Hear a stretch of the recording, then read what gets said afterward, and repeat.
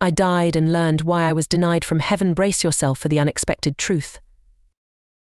Imagine yourself slowly making your way through a dimly lit tunnel, aiming for a distant glimmer of light. As you move forward, two figures loom in the shadows, their features obscured. A radiant light beams from behind them, bringing your journey to a halt. It's as if there's an invisible barrier preventing you from getting any closer, a barrier you can't quite grasp. But before diving into this tale, let me introduce myself. I'm Don Stenson. I've always had this sixth sense thing going on, according to my mum. Since I was a little kid, I've had this knack for predicting stuff, like when someone's about to show up or when the phone's about to ring. Weird, right? But I never really talked about it much. My mum thought it was spooky, so I learned to keep quiet about it. Apart from that, I've had these wild dreams every night, and I've seen things, man. Things that didn't make sense at the time.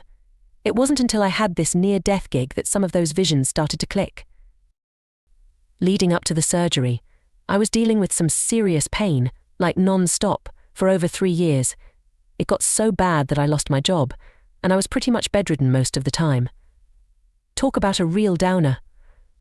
After seeing every specialist in the book, they figured out it was this pelvic mesh thing I had put in, the same stuff they talk about on those TV ads about lawsuits and whatnot. On July 10th, 2013, I went under the knife to get rid of that mesh and the anchors holding it in. Supposed to be a quick fix, like 2 hours tops. But I don't remember squat before that operation. My sister was there, though, holding my hand through it all. When I finally came to, there she was, looking all worried and relieved at the same time. I was clueless, asking where the heck I was.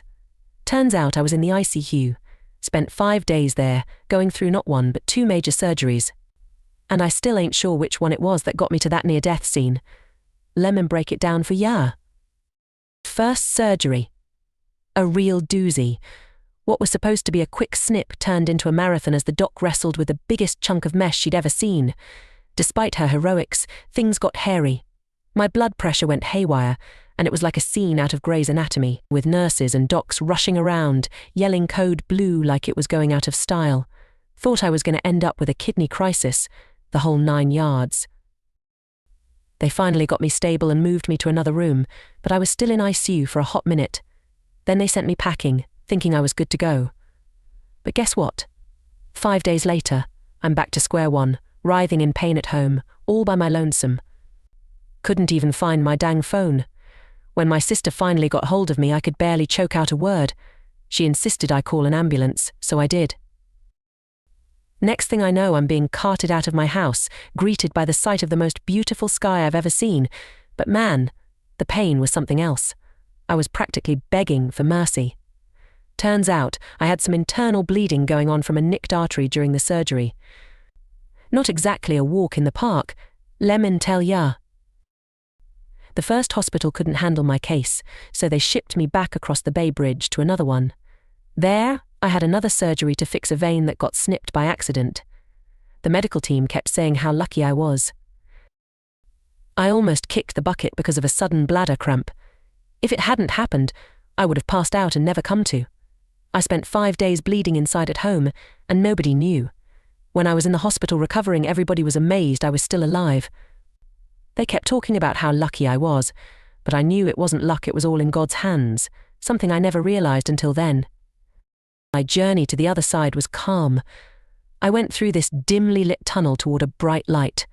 I saw my granddad and great-grandma in the shadows. There was this blinding light behind them that stopped me.